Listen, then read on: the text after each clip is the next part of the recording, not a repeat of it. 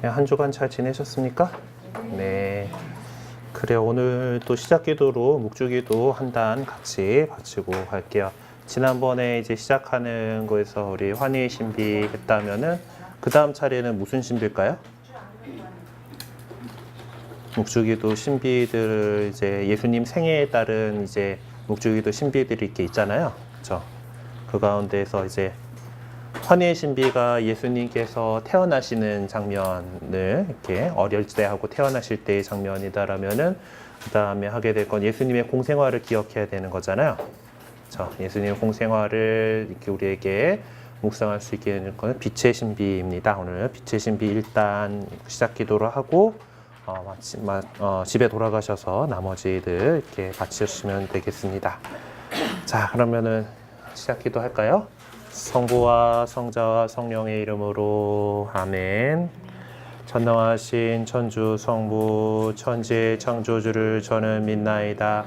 그 외아들 우리 주 예수 그리스도님 성령으로 인하여 동정 마리아께 잉태되어 나시고 본시오 빌라도 통찰에서 고난을 받으시고 십자가에 못 박혀 돌아가시고 묻히셨으며 저승에 가시어 사한날에 죽은 이들 가운데서 부활하시고 하늘에 올라 전능하신 천주 성부 오른편에 앉으시며 그리로부터 산이와 죽은 이를 심판하러 오시라 믿나이다. 성령을 믿으며 거룩하고 부분된 교회와 모든 성인의 통공을 믿으며 죄의 용서와 육신의 부활을 믿으며 영원한 삶을 믿나이다. 아멘. 하늘에 계신 우리 아버지의 이름이 거룩히 빛나시며 아버지의 나라가 오시며 아버지의 뜻이 하늘에서와 같이 땅에서도 이루어지소서. 오늘 저희에게 일용할 양식을 주시고 저희에게 잘못한 일을 저희가 용서하오니 저희 죄를 용서하시고 저희를 유혹에 빠지지 않게 하시고 악에서 구하소서. 아멘. 은총이 가득하신 마리아님 기뻐하소서. 주님께서 함께 계시니 여인 중에 복되시며 태중의 아들 예수님 또한 복되시나이다. 천주의 성모 마리아님 이제와 저희 죽을 때 저희 죄인을 위하여 비로소서. 아멘. 은총이 가득하신 마리아님 기뻐하소서. 주님께서 함께 계시니 여인 중에 복되시며 태중의 아들 예수님 또한 복되시나이다. 천주의 성모 마리아님 이제와 저희 죽을 때 저희 죄인을 위하여 비로소서. 아멘.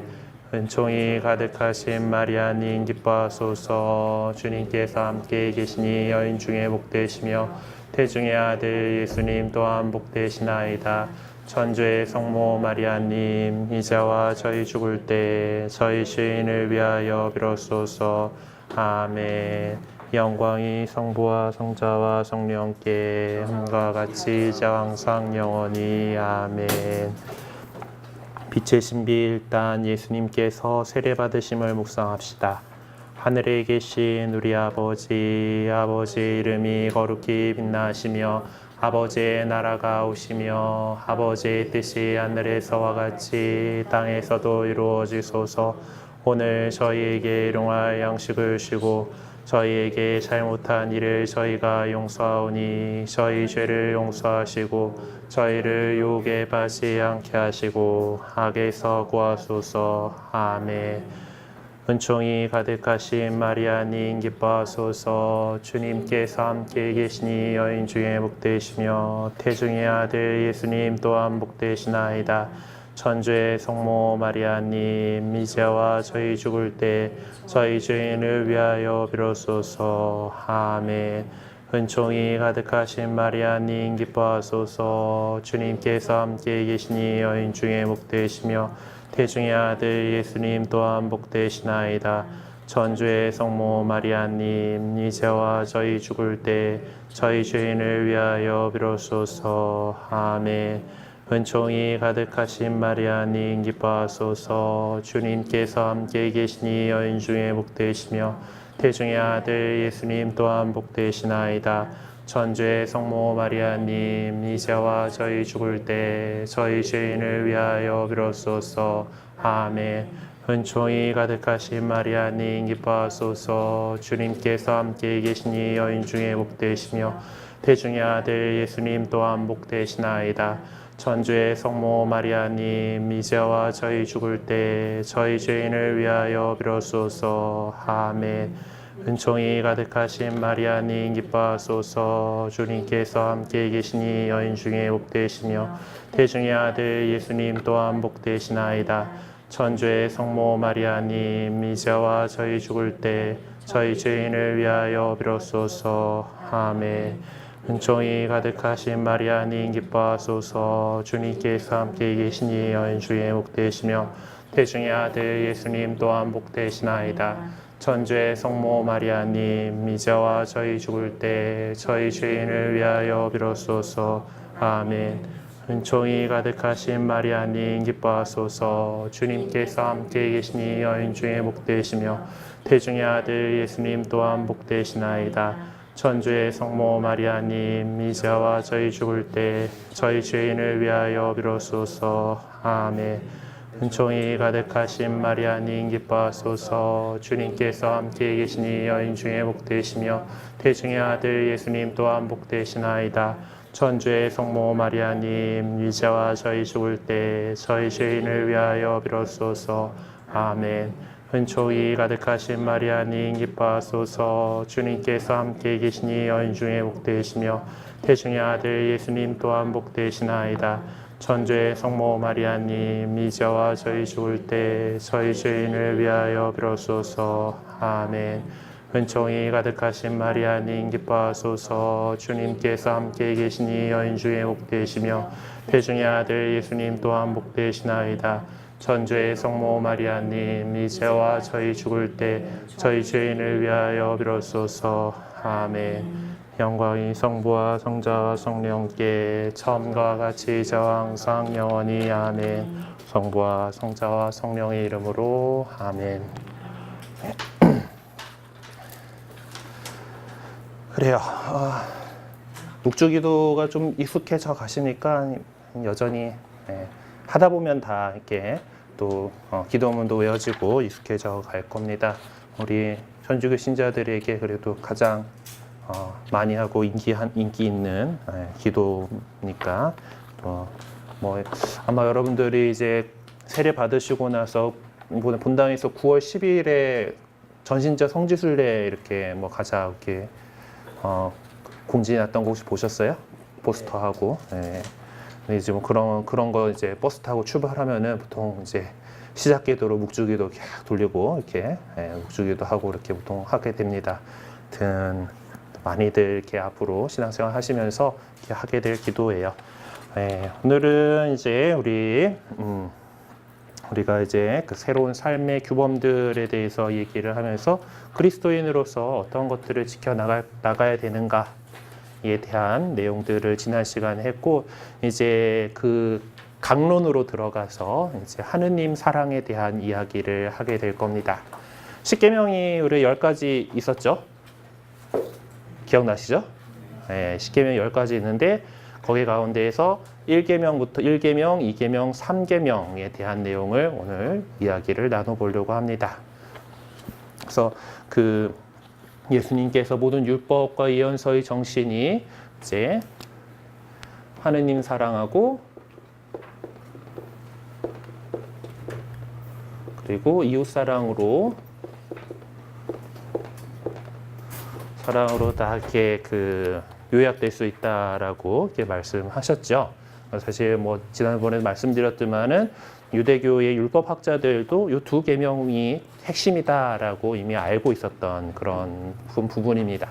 그래서 사실 그 10계명도 이렇게 쭉 이렇게 보다 보면은 그 1계명부터 3계명까지는 하느님에 대해서 우리가 드려야 되는 그런 사랑에 대한 내용이고 4계명부터 나머지는 이웃에 대한 가족과 이웃에 대한 그런 사랑을 어떻게 해야 될 건가를 이야기를 나누고 있어요. 거기 이야기를 하고 있어요. 그래서 오늘은 그 1, 2, 3계명 하느님 사랑에 대해서 오늘 좀 살펴보도록 합시다. 우리 교재로는 제22과 191쪽입니다. 네. 그래서 그 학습 목표가 딱 그 계명 3개하고 연관되게 돼 있네요. 하느님을 믿고 바라며 사랑한다. 예. 한 분이신 하느님을 흠숭하여라 라는 대한 내용일 거고, 하느님의 이름으로 헛된 맹세나 거짓 약속을 하지 않는다. 예. 이 계명에는 하느님의 이름을 함부로 부르지 마라에 대한 내용이고, 예. 주일의 뜻을 알고 거룩하게 지킨다. 주일을 거룩하게 지내라 라는 계명에 대한 내용일 거다라고 볼 수 있습니다. 네. 이제 처음 시작하는 그 교재 안에 처음 시작하는 부분에 나와 있습니다만은, 신앙이란 우리가 하느님과 그분의 계시를 믿고서 받아들이고 그분을 신뢰하고 또 나아가 우리를 자신을 온전히 그분께 맡기며 그분의 가르침에 따르고 그 가르침을 실천한다 하는 것이다라고 얘기가 그렇게 적혀 있죠. 우리가 하느님을 믿는다면, 하느님을 사랑한다라면은 그리고 그분만을 믿고 살아가는 사람이다라고 하고 그분의 백성이라고 한다라면은 이제 우리가 사랑하는 그분께서 가르쳐 주시고 바라시는 것을 해야 하겠죠. 네, 그런 것이 이제 우리가 어떻게 살아갈 것인가, 그것에 대한 내용들이고, 그래서 우리가 하느님에 대해서 오늘 하느님과의 우리와 관계, 그 안에서 우리가 지켜야 할 것들에 대해서 살펴보도록 합시다. 한 페이지 넘어가서 이제 탈출기 말씀이 이렇게 나와 있네요. 그 말씀 들어보도록 하겠습니다. 나는 너를 이집트 땅 종살이하던 집에서 끌어낸 너희 주 하느님이다. 너에게는 나 말고 다른 신이 있어서는 안 된다. 너는 위로 하늘에 있는 것이든 아래로 땅 위에 있는 것이든 땅 아래로 물속에 있는 것이든 그 모습을 본뜬 어떤 신상도 만들어서는 안 된다. 주 너의 하느님 이름을 부당하게 불러서는 안 된다. 주님은 자기 이름을 부당하게 부르는 자를 벌하지 않은 채 내버려 두지 않는다. 안식일을 기억하여 거룩하게 지켜라. 엿새 동안 일하면서 내 할 일을 다 하여라. 그러나 이렛날은 주 너희 하느님을 위한 안식일이다. 네, 탈출기 20장에 나와 있는 이제 십계명, 우리가 보통 십계명이라고 지난번에 말씀드렸지만 하느님께서는 하나, 둘, 셋, 넷 하면서 가르쳐 주신 적이 없어요. 그 시나이 산에서 모세에게 지켜야 될 계명을 우리에게 주시는 그 장면의 내용들을 말씀으로 들었습니다. 하나씩 좀 풀어보도록 하죠. 나는 주 너희 하느님이다. 네. 우리가 하느님하고의 관계는 계약 관계다라는 것을 아마 시작하면서부터 여러 차례 말씀드렸을 겁니다. 성경도 옛날 계약인 구약, 지금 새로운 계약인 신약 이런 거고, 옛날에 하느님께서 이스라엘 백성들하고 맺었던 계약은 하느님을 믿고 나의 백성이 되면 되고 내 계명을 지키고 살아가면은 너네가 잘 살 수 있는 젖과 꿀이 흐르는 땅을 주겠다라는 것이 그런 게 계약 내용이었다라면은, 지금은 우리가 예수 그리스도를 통해서 새로 갱신된 계약이 있죠. 예수님께서 가르치신 대로 그 계명을 지키고 우리가 그대로 착하게 잘 살아나가고 예수님 믿고서 살아간다라면은 영원한 생명을 주겠다. 하느님 나라를 우리에게 약속을 하신 거예요. 또 이런 주고받는 그런 계약 관계입니다. 네. 하느님께서는 이제 모세를 통해서 이스라엘 백성과 계약을 맺으셨고, 그것도 십자가의 십계명을 주시기에 앞서서 나는 너를 이집트 땅 종살이하던 집에서 이끌어낸 주 너희 하느님이시다라고 말씀하십니다. 그러니까 계약을 맺기 전에 하느님께서 이미 많이 해준 거죠. 그렇죠? 사실 우리도 계약을 이렇게 지금 새로운 계약을 맺기 전에 앞서서 우리에게 생명도 주시고 우리가 잘 살 수 있는 이런 아름다운 세상도 주시고 하나님께서 우리에게 주신 것들이 정말 많아요. 네, 그럼에도 불구하고 이제 우리하고 정식으로 당신을 제대로 알고 우리가 그렇게 살아갈 수 있도록 계약을 맺고자 하시는 거죠. 그러니까 이미 계약을 맺기 전에 하나님께서는 우리를 너무나 사랑하시고 그것도 사랑을 이렇게 보여주신 거죠. 이스라엘 백성은 사실 그 이집트 탈출이라고 하는 그 역사적 체험을 통해서 하느님께서 우리의 삶 전체를 지배하시고 이끄심을 깨닫게 되고 하느님을 또 무한히 신뢰하게 됐습니다. 그래서 하느님을 사랑하고 그분의 말씀을 따르는 삶을 살면서 하느님께 응답을 드리려고 이렇게 하는 거죠. 근데 문제는 사람이 꼭 계속해서 그렇게 잘 살지는 못했다라는 거였고, 그리고 그런 그 긴장 관계 안에서 구약 성경의 여러 이야기들이 이렇게 이어져 나가게 됩니다. 근데 사실 이제 하느님께서 우리에게 주신 계명들이 10계명으로 표현되는 게 사실 우리 인간의 자유를 제한하고 구속하는 그런 법이 아니에요. 지난 시간에 우리가 법에 대한 이미지를 이야기했을 때 사실 여러 가지들을 제약하는 그런 장치로서 우리가 법을 인식하게 되잖아요. 예. 하지만은 하느님께서 주시는 법은 사람을 얽매려는 것이 아니라 당신의 사랑과 은혜를 계속 받을 수 있게 해주고 그걸 통해서 우리가 정말 진정한 자유와 해방을 누릴 수 있게끔 해주는 그런 법입니다. 그 계명을 잘 지키고 살아갈 때 우리는 악의 종살이를 하지 않게 되는 거죠. 하느님께 속하게 되고 하느님에게 이제 하느님 뜻대로 사는 사람이 되는 것입니다. 그래서 정말 그 진정한 해방과 자유를 주는 법이다라는 것, 그걸 기억을 해야 돼요. 실제로 시나이 산의 계약으로 인해서 이스라엘이 접한 것은 율법 자체가 아니라 하느님이었던 거죠. 그러니까 하느님을 만났기 때문에 그 율법이라는 하느님께서 바라시는 것을 우리가 하도록 이렇게 계명으로 받는 거지만은 그것 자체가 중요한 것이 아니라 그것을 주시면서 우리를 보살펴 주시는 하느님이 더 중요하다라는 거예요. 그리고 그 계약으로 이스라엘 백성은 하느님의 백성이 되었고 주 하느님께서는 이스라엘의 유일한 하느님이 되셨습니다. 네. 그래서 십계명을 이렇게 우리가 이렇게 살아가도록 이제 이스라엘 백성에게 모세가 이렇게 가르치면서 주 너희 하느님을 사랑하며 그분의 길을 따라 걷고 그분의 계명과 규정과 법규들을 지키면 너희가 살고 번성할 것이다라고 모세는 이스라엘 백성에게 이야기한 바 있죠. 그러니까 그건 이 계명을 지킨다라는 것은 우리가 하느님의 백성으로 산다라는 것이고 그리고 거기에 하느님 백성으로 사는 것에 약속되어 있는 생명과 자유를 누리게 된다라는 것입니다. 예수님께서는 십계명이 제시하는 하느님에 대한 우리의 의무를 이렇게 요약해 주셨습니다. 내 마음을 다하고 내 목숨을 다하고 내 정신을 다하여 주 너희 하느님을 사랑해야 한다. 네. 사실 하느님께서 우리를 너무나 사랑하신 나머지 우리에게 세상도 만들어주시고 우리도 살아가게 해주시고 더구나 우리를 구원하시기 위해서 당신 아드님까지 내주셨단 말이에요. 그런 큰 사랑을 주셨기 때문에 우리는 그 사랑 안에 머무르게 되고 또 그 사랑 안에 머물러 있는 사람답게 또 하느님을 사랑하게 되는 것이죠. 그래서 사도 요한은 이렇게 얘기합니다. 하느님은 사랑이십니다. 네, 우리가 하느님 하면 예수님 하면 사랑을 떠올리는 것처럼 우리 하느님은 그 사랑 자체이시다라는 거죠. 그래서 이 십계명 하느님의 백성이 되기 위해서 우리가 지켜야 할 이 계명 전체를 보면은 사실 하느님 사랑과 인간 사랑을 아우르는 그런 사랑의 계명이다라는 것을 알게 됩니다. 그래서 십계명의 앞에 3개 계명이 인간이 하느님께 드려야 될 그런 사랑의 응답이에요. 그래서 하느님께 드려야 되는 사랑 가지고 이제 요 부분을 가지고 우리 이제 신학 분야로 이렇게 깊이 파고 들어가면은 이제 이런 것들이 계명에 대한 것들이 윤리신학이라는 학문에서 다루게 되는데, 네, 그래서 하느님께 대한 윤리라고 대신윤리 이렇게 그 신학교에서 배우는 과목 이름은 그래요.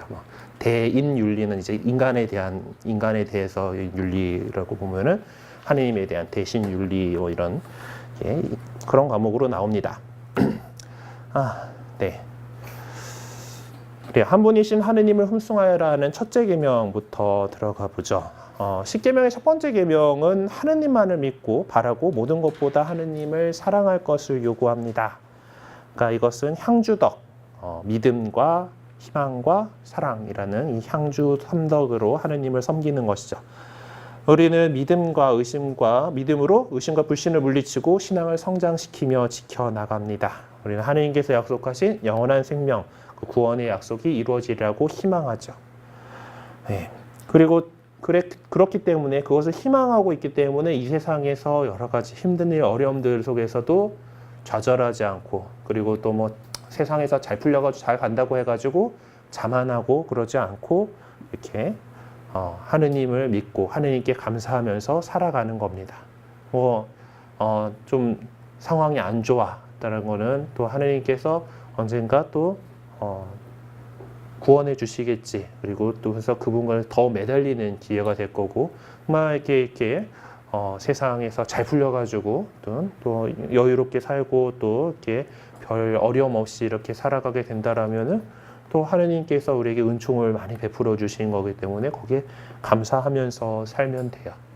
세상에서 그냥 살았었을 때면 어떻겠어요? 이번 요새 젊은 애들 사이에 많이 유행하는 게 이번 생은 망했어라 그러던데.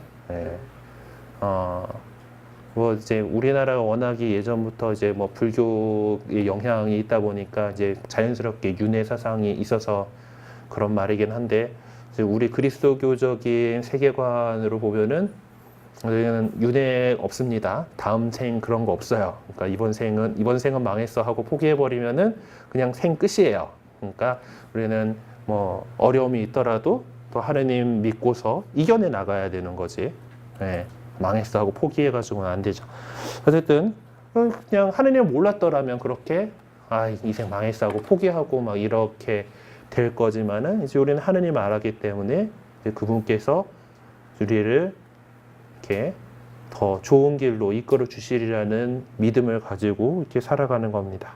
그리고 뭐 이제 만약에 우리가 뭐 인생 잘 펴가지고 잘 살고 있다고 생각해봐요. 하느님을 몰랐더라면 이건 뭐예요? 다 내가 잘나서 그런 거죠. 그냥 떵떵거리고 살다가 갔을 거예요. 근데 이제 우리는 하느님을 알기 때문에 그냥 하느님께 감사드리면서 감사할 줄 알면서 살게 되는 겁니다. 그리고 그렇기 때문에 우리가 그 하느님께서 베풀어 주신 사랑을 알기 때문에 그냥 나만을 사랑하는 것이 아니라 다른 이웃들, 뭐 더 어려운 사람들에게 사랑의 손길을 우리가 줄 수 있는 거죠. 그것은 주님의 뜻에 따른 거고 주님께 사랑을 받은 것을 알기 때문에 우리가 하는 행동들입니다. 그러니까 무관심과 미움, 그러니까 다른 이웃에 대해서 무관심하고 그냥 미워하고 담쌓고 나만 알고 이런 것은 하느님의 사랑을 저버리는 그런 행동이 되는 거죠. 우리가 하느님을 섬기는 일은 이제 기본적으로 흠숭과 예배로 이루어집니다. 흠숭이란 단어는 하느님한테만 쓴다라는 거 저는 한번 말씀드렸었죠. 흠숭은 그분을 나의 창조주요 구세주 그리고 주님이여 모든 것의 주인으로 사랑과 자비가 무한하신 분으로 인정하는 겁니다. 그러니까 하느님께서 우리를 사랑하신다라는 것을 인정하고 우리를 위해서 이 세상을 만드셨고 나를 이 세상에 있게 해주셨고 그리고 나의 삶을 이끌어 주시는 분이다라는 것을 인정하고 받아들이는 거죠. 그리고 그것은 하느님을 단순히 그냥 붕 떠 있는 존재가 아니라 인격적인 존재로서 인격적으로 알아보는 것이 모시는 겁니다.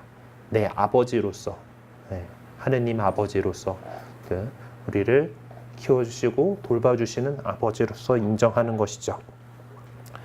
그리고 그 흠숭의 표현이 바로 예배입니다. 예배는 기도, 제사, 약속, 서원 등으로 이루어지게 되는데 우리가 외적으로 표현하는 거죠. 하느님을 흠숭한다라는 것을 외적으로 표현하는 것으로서 이렇게 그러니까 우리가 예배와 함께 우리 삶으로 하느님을 흠숭하게 되죠. 한 분이신 하느님을 흠숭하여라라는 이 첫째 계명은 우리에게 미신을 금하게 합니다. 우상 숭배, 점, 마술, 굿, 이게 사주팔자니 아니면 이제 좀 요새 젊은 애들 사이에 많이 유행하는 거 타로점으로 보는 오늘의 운세 등 사랑운 이런 것들을 미신은 우리가 참 하느님께 드려야 할 예배에서 벗어나는 것들이죠. 그러니까 우상 숭배라고 하는 것은 하느님 아닌 것을 믿고서 공경하는 것을 우리가 우상 숭배라고 얘기합니다. 그래서 그것들은 어떤 경우에는 이제 잡신이 될 수도 있고 마귀가 될 수도 있고 아니면은 권력만을 쫓는 사람들한테 어쩌면 그 권력이 그 우상이 되어버리는 거죠. 아니면은 쾌락, 인종, 조상, 국가, 재물 것들이 우상 숭배의 대상이 될 수 있습니다. 예수님께서 복음 말씀에서 너희는 하느님과 재물을 함께 섬길 수 없다라고 말씀하셨죠. 그러니까 재물이라는 것도 우리가 마음을 뺏기게 되면은 그냥 그것만 바라보고 이렇게 살아가게 되는 그런 수성이 있습니다. 우리가 하느님을 올바르게 섬기고 그분의 뜻대로 살아가고 정말 그분의 뜻대로 이 세상에서 부지런하고 성실하게 살아갈 때 우리에게 하느님께서 재물이라는 것을 선물로 주실 수 있는 거지 그 재물만을 바라고 우리가 달려가서는 안 된다라는 거죠. 그러니까 우리가 하느님을 섬기고 우리가 이제 지난번에 그 그리스도인의 그 그리스도의 사제직 세 가지 직무 얘기한 적 있죠. 기억나시나요? 응?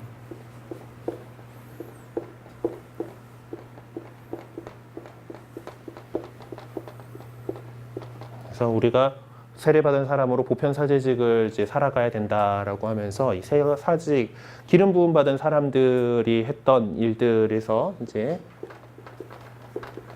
예언직, 사제직, 왕직 얘기를 한 적 있죠? 네.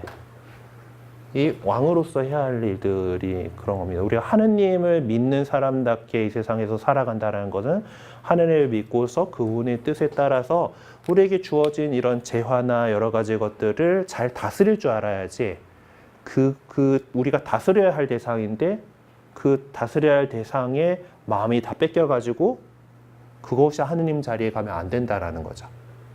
네.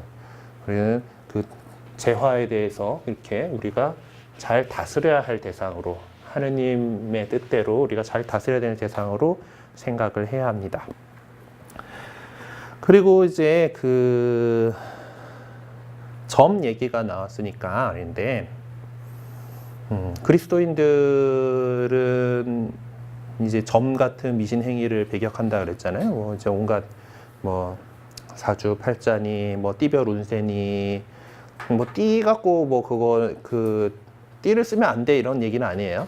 왜 보면은 신문에 보면 오늘의 운세 가지고 원숭이 띠는 뭐 오늘 뭐 몇 년생들은 뭐 이렇게 막 이렇게 그런 년생들 가지고 뭐 이렇게 나오는 것들 있잖아요. 뭐 아무리 재미로 본다라고는 하지만은 그런 것들을 안 들여다보는 게 제일 좋습니다. 그리고 사실 그 뭐 점을 친다라는 거의 의도는 뭐겠어요? 우리가 확실히 알 수 없는 뭐 미래에 대해서 뭔가 이게 알려줄 것만 같은 그런 거잖아요. 그렇죠? 그리고 뭐 그거를 뭐 알아서 좀 바꿔보겠다? 뭐 그런 생각일 것 같은데 우리는 이제 하느님 백성으로서 하느님께 우리의 모든 것들을 맡겨드리고 또 그분을 믿고 살아갈 사람들입니다.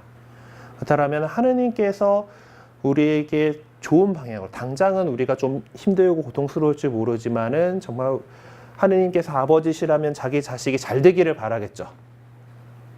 너 내 자식인데 엉뚱하게 되기를 바라겠어요? 그러니까 좋은 방향으로 우리를 이끌어 나가실 거라는 믿음을 가지고서 하느님께서 우리의 삶을 잘 이끌어 주실 거야 라고 믿고 맡기면 되는데 그거 못 믿고 앞으로 어떤 일이 일어날까요? 뭐 어떻게 하면 좋을까요? 하고 다른 대상한테 그런 것들을 물어본다라는 겁니다. 그렇기 때문에 전복 행위에 대해서 우리는 하지 말라는 거. 하는 분이신 하느님을 흠숭하여라는 첫 번째 계명에 어긋나는 일이다라고 우리 교회가 가르치는 거예요. 그래서 혹시나 뭐 여태까지 뭐 이런 것들을 해보신 경험들이 있었던가 뭐 이렇게 혹시 뭐 이렇게 생각나시더라도 이제 앞으로는 이제 하느님 백성으로 살 거니까 이거는 내가 이렇게 점보고 하는 거는 하느님을 못 믿어서 하는 행동이다라는 거 늘 기억해 주시고 그냥 하느님께 맡겨드리고 뭐 앞으로 일이 궁금하긴 했더라도 그 뭐 안다고 해갖고 뭐 달라질 거 있겠어요? 그러니까 그런 곳에 마음 뺏기지 않도록 이렇게 좀 잘 챙겨주시기 바랍니다. 다음으로 넘어가죠. 하느님의 이름을 함부로 부르지 마라라고 이렇게 두 번째 계명이 있습니다. 특히 이제 그 이름이라고 하는 것에는 한 인격체의 본성과 특성뿐만 아니라 어떤 그에 대한 기대나 소망 이런 것들이 담기게 됩니다. 어떤 그 이름이라는 거가 갖고 있는 의미가 남다르죠. 누군가가 나를 이름으로 불러준다라는 거는 참 좋은 일이죠. 뭐 우리 전 대통령이 지금 503번이잖아요. 감옥에 들어가면은 번호로 불리게 되는 거는 이런 좀 인간의 어떤 이름을 뺏는 그런 일인 거기도 해요. 그걸 뺏기는 그런 부분인데, 어쨌든 이름이라는 거에는 되게 인격적인 그런 것이 한 인격체의 그런 본성이나 그런 것들이 담겨 있는 겁니다. 그래서 옛날에 이 고대 유다 그쪽 그 근동 지방의 어떤 그런 관습에 따른 이름을 안다라는 것은 그 사람을 좀 어떤 뭐랄까 딱 이제 지배한다라는 그런 개념이 좀 있었어요. 그러니까 신의 이름을 안다라는 거는 그거고, 왜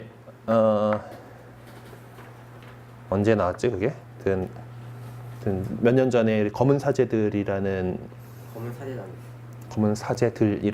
그 테마 영화가 있었잖아요. 예. 거기도 보면은 막 이렇게 하다가 그 악마 이름을 알아내가지고 누구 이렇게 해가지고 나가라고 이렇게 하니까 이제 나가게 되잖아요. 그러니까 이름을 안다라는 거가 좀 그런 우리 그 유대 뭐 그리스도교적 세계관 안에서 좀 갖고 있는 그런 힘들이 좀 뭐 있어요. 그럼에도 불구하고 이제 하느님께서는 모세를 통해서 당신의 이름을 우리에게 알려주셨습니다. 네.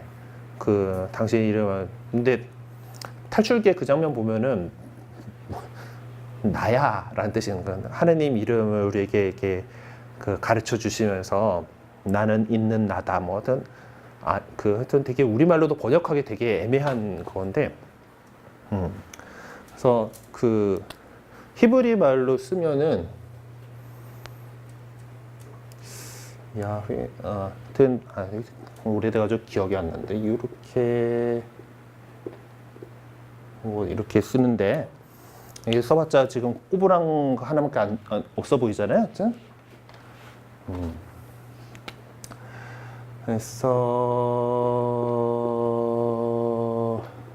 보통 이제 일반 알파벳을 치환하면은 보통 이런 식으로 써요. 히브리 말은 모음밖에 없기 때문에 근데 이제 하느님의 이름의 그 거룩한 이름인 그 네 글자, 하느님 이름 네 글자라고 보통 불리는데, 어떻게 발음되었는가에 대해서 우리가 연구가들이 이제 했던 것들이 이제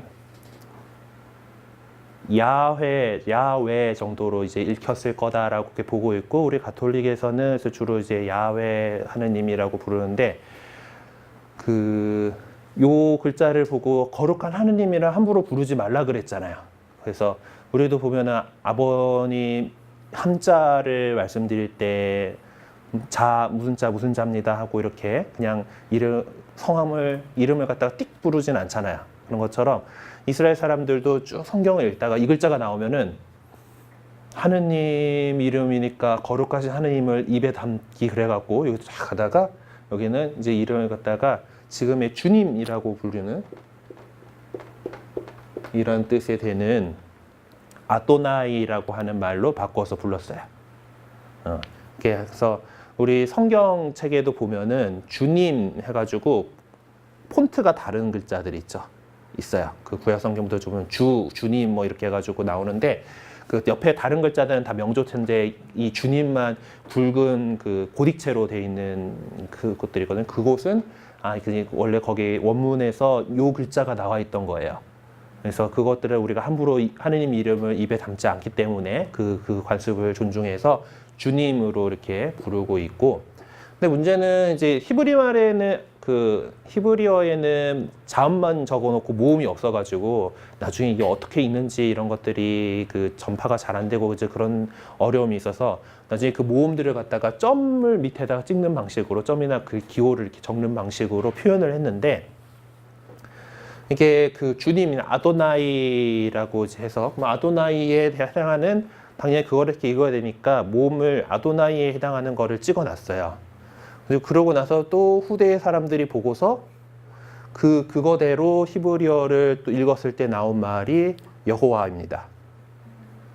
개신교 쪽에서 많이 여호와로 이렇게 이걸 발음을 하는데, 그리고 우리는 야훼라고 하고, 이제 그런 것들은 발음의 차이는 이런 데서 나오는 거예요.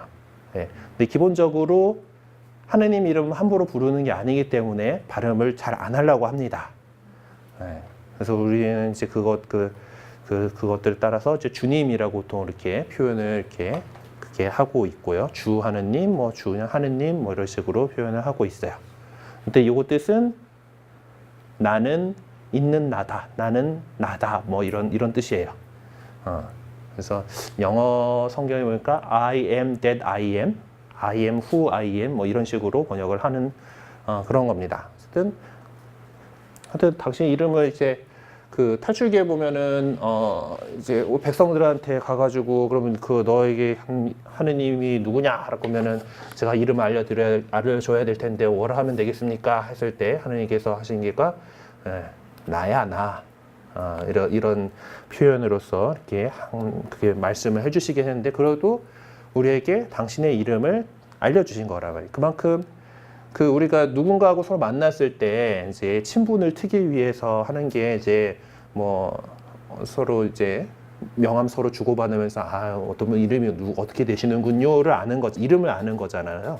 제일 먼저 우리가 관계를 맺을 때, 인격적인 관계를 맺을 때 그런 것처럼 하느님께서도 당신의 이름을 우리에게 알려주셨어요. 그렇고 그렇게 해서 우리가 그냥 막연한 하느님이 아니라 우리와 인격적인 관계를 맺으려고 하는 하느님을 알게 된 거죠.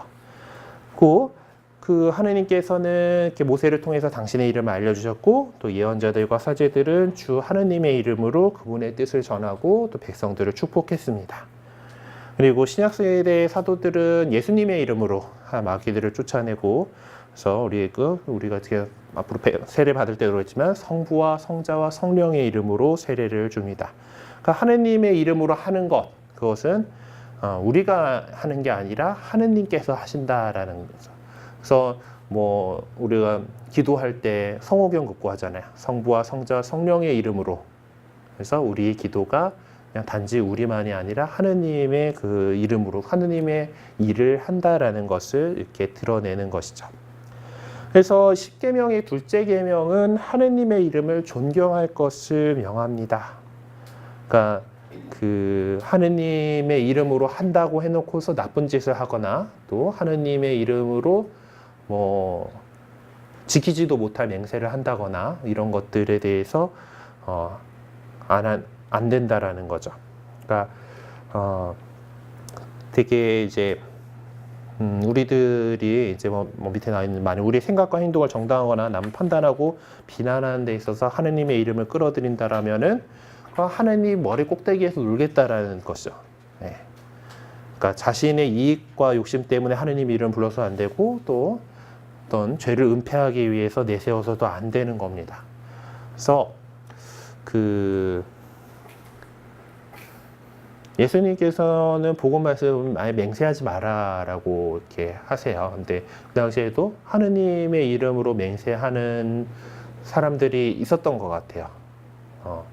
그래서 뭘 두고 맹세하고 근데 그것이 어떤 뭔가를 보증하는 그런 것들이라고 한다라고 하지만은 그것이 그런 지키지 못할 약속 이런 것들이 되면은 안 된다라는 것입니다.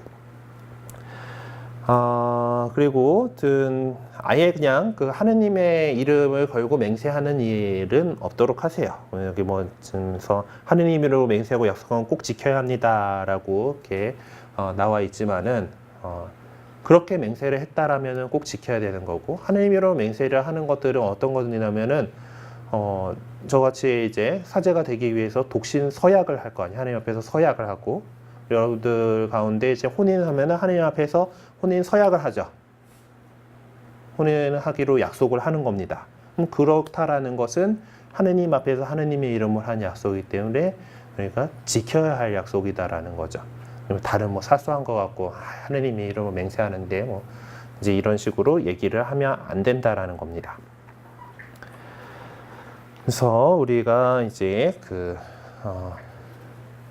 하느님의 이름으로 바치는 이제 여러 가지 기도나 이런 것들도 이제 삼위일체 하느님의 이름으로 바치는 십자성호를 통해서 우리 또 더 거룩한 그쪽으로 나아가야지 또 이런 것들을 가지고 우리의 잘못을 은폐하거나 또 뭔가 거짓된 것에 하느님의 이름을 이렇게 막 함부로 해서는 안 된다라는 것이 두 번째 계명입니다. 그리고 십계명의 세 번째 계명, 주일을 거룩히 지내라라는 계명인데, 그냥 이것은 주일 의무, 주일 미사를 나와라라는 그것만으로 단순화시켜서는 안 됩니다. 의무죠. 의무는 꼭 해야 되는 거지만은 되는 거고, 그거 이상이 사실 있는 겁니다. 그러니까 그날 하루를 거룩하게 지내라. 네, 주일을 거룩하게 지내라라는 거죠. 이 셋째 계명은 특별히 원래는 안식일을 거룩하게 지내라였잖아요. 아까 그 탈출기의 본문 안에서는 안식일을 거룩하게 지내라 하는데, 우리가 창조 이야기에서 하느님께서 여세 동안 세상을 만드시고 만들어 놓으시고 일곱째 날을 쉬셨다라고 이렇게 표현되어 있고, 또 그러면서 하느님께서 이 안식일에 이제 모든 사람들, 동물들이 다 쉬기를 바라셨어요. 그래서 일곱째 날에 그렇게 했는데, 그래서 구약의 백성들에게는 그 일곱째 날이 안식일이, 그러니까 지금의 토요일인데, 그날을 이제 거룩하게 쉬는 날로 이렇게 지정되어 있는데, 그리스도인들에게 있어서는 주님의 부활이라는 더 새로운, 더 큰 우리에게 주시는 날이 생겼죠. 주일, 주님의 날. 안식일 다음 날, 주간 첫째 날. 네. 그래서 우리 그리스도인들은 주일을 거룩하게 지내라로 이제 새로운 계약의 백성으로서 그 날을 중요하게 여기고, 이 날에 쉬고, 그날에 우리가 하느님께 공적인 예배인 미사를 드리고 이렇게 있는 겁니다. 일단은 이제 하느님께서는 이제 그날을 모두가 쉬면서, 그 휴식을 취하면서, 그리고 그동안 일하는 날 동안 나를 이렇게 마련해 주셨던, 일할 수 있는 세상을 마련해 주신 하느님에 대해서 기억하도록 이렇게 마련해 주셨죠. 그래서 그날 이제 구약 성경을 읽다 보면은 되게 좀 세게 했던 것들이 나와요. 안식일 안 지켰다고 죽어요. 네. 그때는 아직 이 의미에 대해서 사람들이 제대로 받아들이지 못했기 때문에 그랬을 수도 있는데, 그런 정도로까지 해가지고 이제 이 안식일을 잘 지킬 수 있도록 그렇게 강조를 했던 겁니다. 네. 근데 이제 오늘날에는 이제 워낙에 사회가 또 복잡해지고 이제 발달하고 하다 보니까 이제 주일을 다 이제 주일에 모두가 다 쉬지는 못하고 있죠. 네, 그런 업무에 종사하는 사람들도 있는 거고, 하지만은 우리가 기본적으로 그날을 이제 그리스도인이라면은 좀 쉬면서 이제 주님의 주님의 날을 기억할 수 있도록 했으면 좋겠습니다. 어쨌든 주간 첫날로 바뀐 그것들이 있고요. 이제 이날에 우리는 미사를 거행하면서 주일을 경축을 했기 때문에 우리는 이 주일을 가장 중요한 의무 축일로서 지키고 있고, 매 주일마다 미사에 참례해야 하는 겁니다. 미사 참례해서 영성체를 하고 예수님과 함께 또 다음 일주일을 살아갈 수 있는 힘을 이렇게 얻게 되는 거죠. 주일은 이제 안식일을 계승한 날이기 때문에 이제 주일은 휴식의 날입니다. 삶과 육의 노동과 휴식으로 이어질 때 주일에는 충분한 휴식과 여가를 이렇게 즐길 수 있어야 하죠.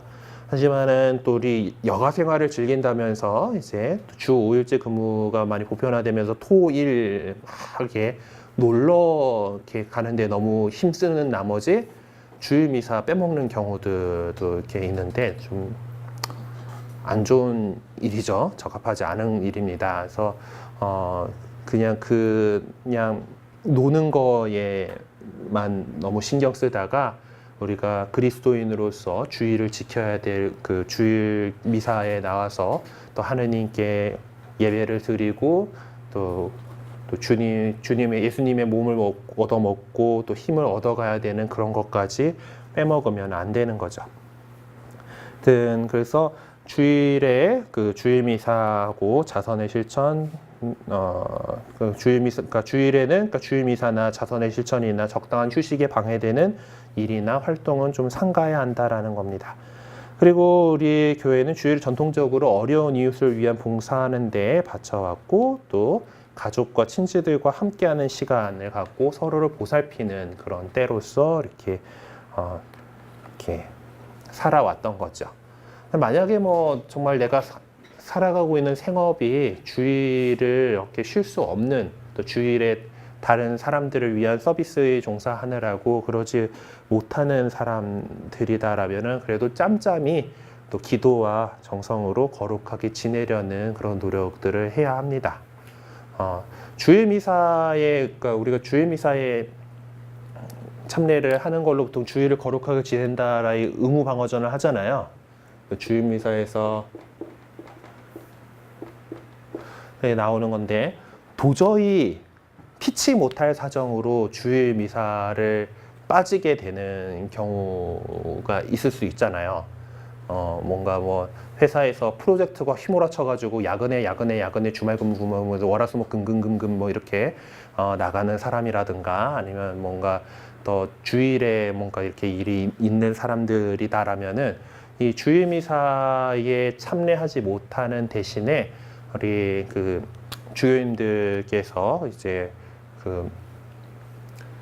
정말 이런 피치 못할 사정을 확대 해석하면 안 돼요.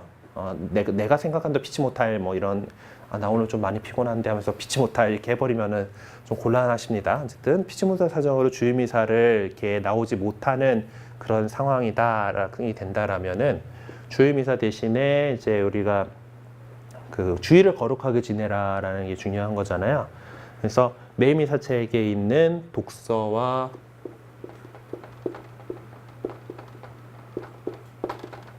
복음 말씀들을 이제 읽고서 그 말씀을 묵상하는 시간을 가지시는 것을 제일 권장해요.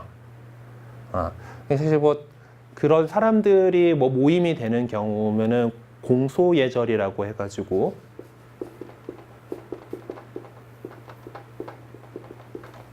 이제 옛날에 신부님이 많이 부족하던 시절에는 이제 그 공소라고 해가지고 이제 동네마다 조그마한 성당이 있는 본당은 신부님이 상주하는 것을 본당이라 그러고 이제 신부님이 상주하지 못하는 공소라 그래요. 공소에 근데 요즘처럼 뭐 교통이 발달하면 신부님이 주일에 이 공소 저 공소 쭉 이렇게 해가지고 차 몰고 다니면서 다 이렇게 방문해서 미사를 해줄 수 있지만은 옛날엔 그게 안 됐을 시절이 있잖아요. 신부 숫자가 모자르고 그럴 때는 공소에 신자들이 모여가지고 공소예절이란 거를 하면서 주일 미사를 대신했습니다. 이때 하는 것들이 보통 이제 독서 복음 말씀 읽고 또 신부님이 미리 준 강론집에서 강론을 그 공소 회장님이 읽어주고 뭐 이렇게 해서 이제 우리가 지금 사제가 없어서 영성체에 함께하지는 못하지만 이제 저희의 마음을 이제 영성체에 일치시켜 주세요 하는 기도를 하게 돼요. 가톨릭 기도서의 그 뒷부분에 보면은 이 공소예절이 나와 있습니다. 이제 공소예절을 제대로 할 수 있으면 그게 제일 좋고요. 그러니까 미사에 참여하지 못했을 때 그렇지 않다면은 그냥 그 매일 미사책에 나와 있는 독서 복음 말씀 그날에 1독서, 화답송, 2독서, 복음환원송, 복음 말씀 이렇게 쭉 나와 있잖아요. 그것들을 읽고서 좀 기도하고 묵상하는 시간을 갖도록 하면은 주일을 거룩하게 지내긴 한 거기 때문에 그 다음번에 나와가지고 고해성사에 제가 주일을 빠졌습니다 하고 할 필요는 없어요. 그리고 이것도 여의치 않다. 매일미사책을 내가 안 갖고 있어. 근데 뭐 요새야 스마트폰에 매일미사책이 다 있으니까 뭐 많이들 갖고 다니니까 거의 그럴 일이 없기는 한데 그것도 그러니까 매일미사책을 못 구하는 상황이고 뭐 인터넷에 접속해가지고 찾아볼 수도 없는 상황이고 그렇다면은 독서 말씀이 어떤지 모르니까 이제 읽어볼 수가 없잖아요. 그러면은 그때는 묵주기도 5단이라도 하세요.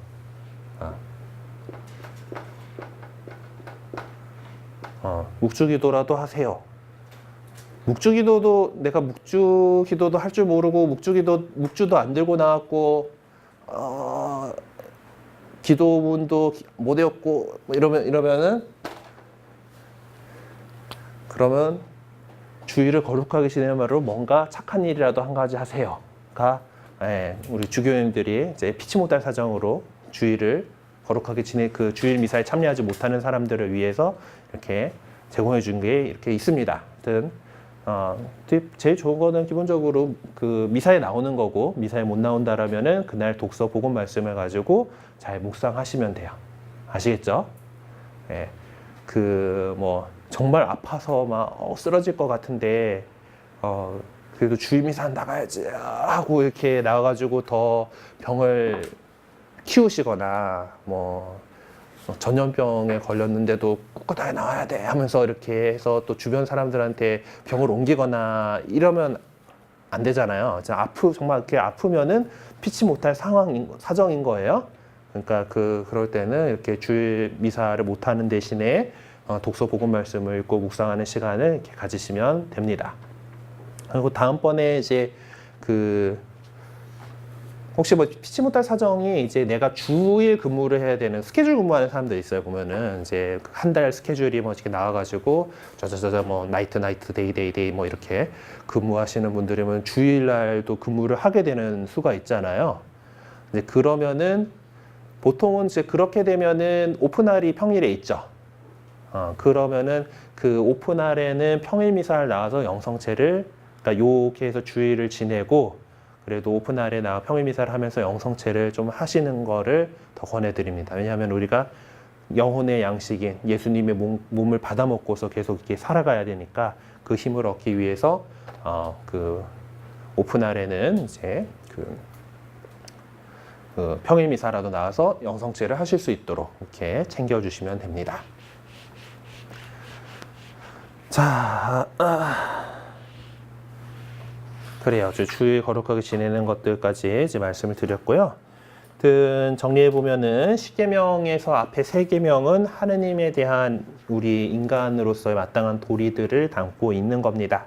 그래서 한 분이신 하느님을 흠숭하여라 하면서 하느님을 믿고 바라고 사랑하고 그리고 하느님의 이름을 헛되이 부르지 말라는 이 계명처럼 우리가 하느님의 이름을 헛되이 부르지 않고 그리고 하느님의 날엔 주일을 거룩히 지내라라는 그래서 이제 하느님께 바쳐야 될 우리가 평일은 우리가 이제 업무에 늘 종사하고 일할 거에 이렇게 내가 해야 될 일들을 하는 날이지만은 주일은 하느님께 바쳐진 날로서 우리가 지킬 수 있도록 그렇게 애써야 할 거고요. 뭐 상황이 여의치 않다라면은 그래도 주일 미사에 함께하지 못한다 하더라도 아까 가르쳐드린 방법들로 이렇게 해서 우리가 하느님의 날, 주님의 날을 이렇게 잘 지낼 수 있었으면 좋겠습니다. 그래서 이 주일은 우리가 안식일의 의미를 완성하고 세상 창조를 완성했던 그 안식일의 의미를 완성하고 또 우리가 하느님 안에서 누리게 될 영원한 안식을 또 예고하는 그런 날이죠. 그리고 알아둡시다에 보면은 단식제하고 금육제 아마 지난번에 설명드렸던 내용인데요. 지난주에. 네. 그래서 이제 예수 그리스도께서 우리를 위해서 순환하시고 고생하셨던 것을 기억하며 우리도 이제 그 희생과 극기를 통해서 그분의 순환에 동참하려는 그런 겁니다. 그래서 단식은 제수요일하고 주님 순환 성금요일 함께 평소 먹던 거에 반 이렇게 굽는 거고 그리고 금육은 금요일 날 대축일이 아닌 모든 금요일에 이제 고기를 먹지 않는 거예요. 등 그 정신은 그걸 통해서 우리가 절약한 것을 또 가난한 이웃들과 더 어려운 이웃들과 나누자라는 거 있습니다. 자선 사업에 쓸 수 있도록 해야 돼요.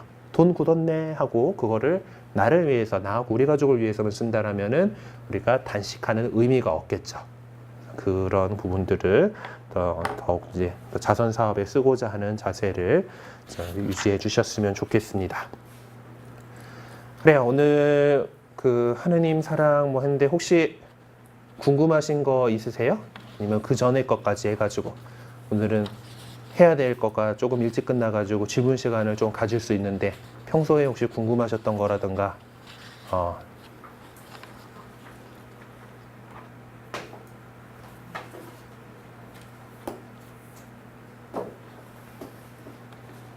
하여튼 뭐 지금 배운 거 아니어도 상관은 없어요. 하여튼.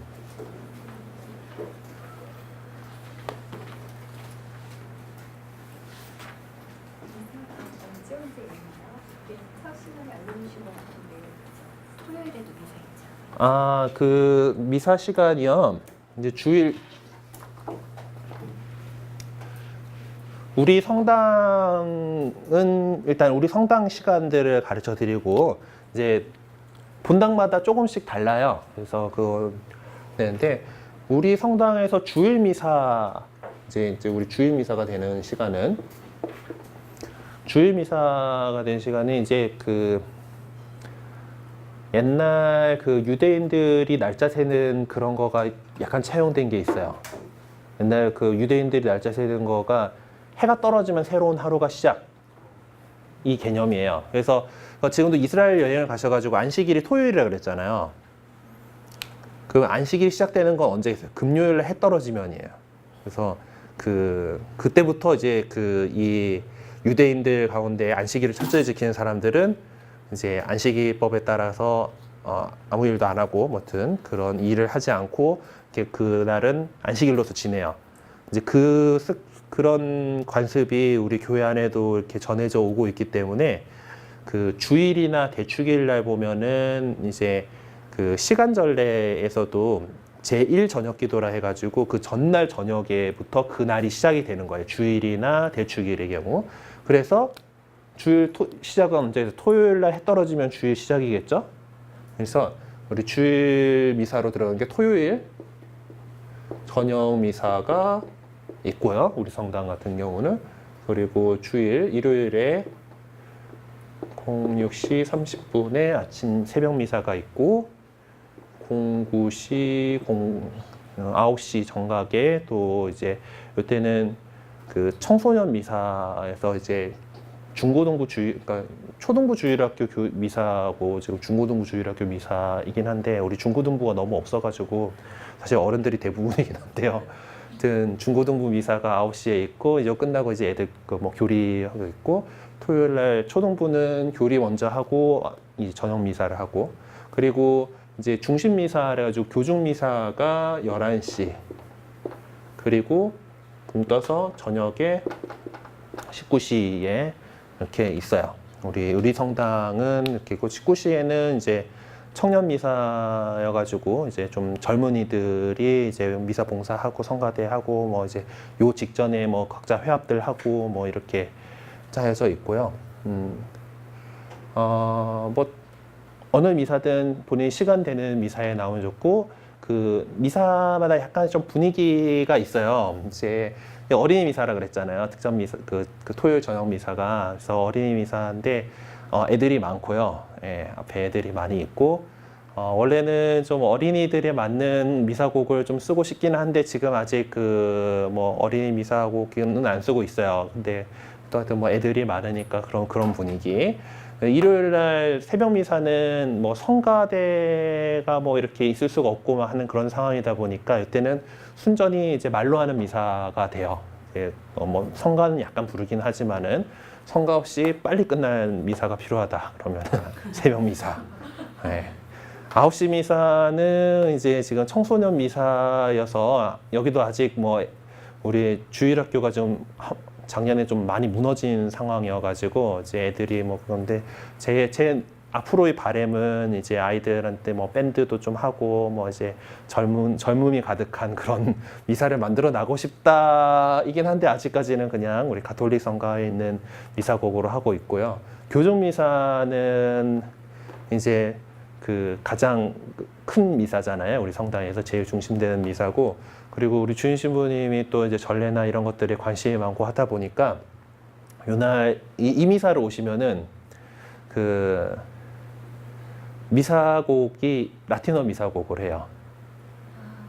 그래서 보시면 지금 그 왜 자비송 같은 거 우리는 주님 자비를 베푸소서 하고 한국어로 된 걸 하는데 이 미사는 기리에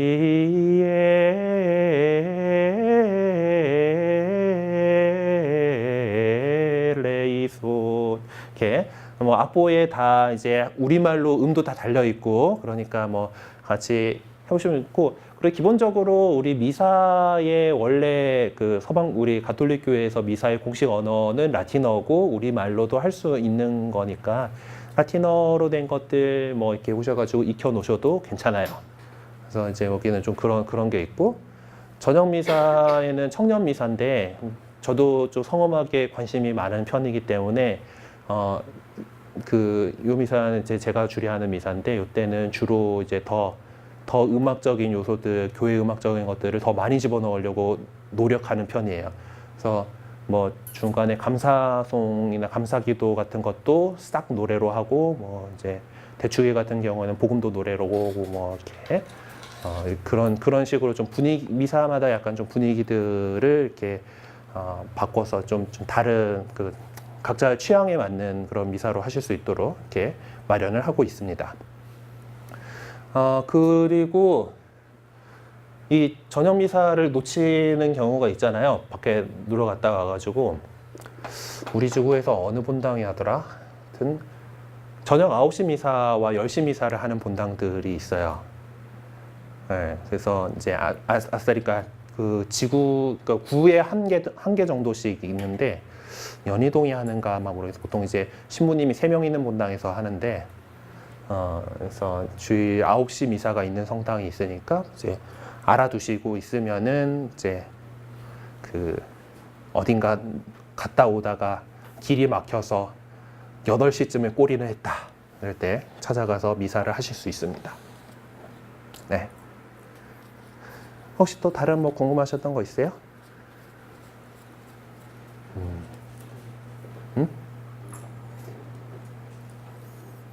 그래도 시간이 이제 또 9시가 1시간이 딱 됐으니까 오늘 이걸로 마무리할 거고요. 우리가 지금 보니까 생각보다 남은 시간이 얼마 없더라고요. 이제 오늘 했고 한 번, 2번 만나고 여기는 쉬기로 했죠.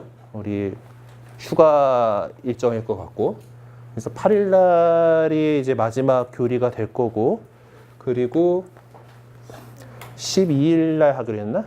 12일 날 이제 그 저녁 미사 끝나고 그 예절 연습인가 아마 하기로 했던 걸로 기억하고요. 그리고 우리 15일 날 11시 미사 중에 세례 이제 받게 됩니다. 거의 다 왔어요. 이제 그래서 이렇게 거고 다음 시간 2번에는 이제 다음 시간에는 이제 대인 윤리 쪽으로 해야 되는데 이제 사실 공부해야 될 내용이 오늘 한 것보다 사실 더 많기는 해요. 지금 제가 한과만 원래 계획표보다는 한과가 밀려 있는데 다음 시간은 이제 인간 우리 서로 이웃 사랑에 대한 내용들 얘기를 할 거고 그 다음 시간에는 이제 우리가 갖고 있는 이제 종말론이라고 표현하는 이제 우리가 그럼 이 세상 끝에는 어떻게 될 것인가, 우리 이 세상의 삶을 다 살고 나면은 뭐 어떻게 될 것인가에 대한 그런 내용들을 이렇게 다루게 될 겁니다. 네, 하여튼 끝이 보이네요. 하여튼 그리고 한번 개인 면담을 하긴 해야 될 것 같다고 지금 생각을 하고 있어서요.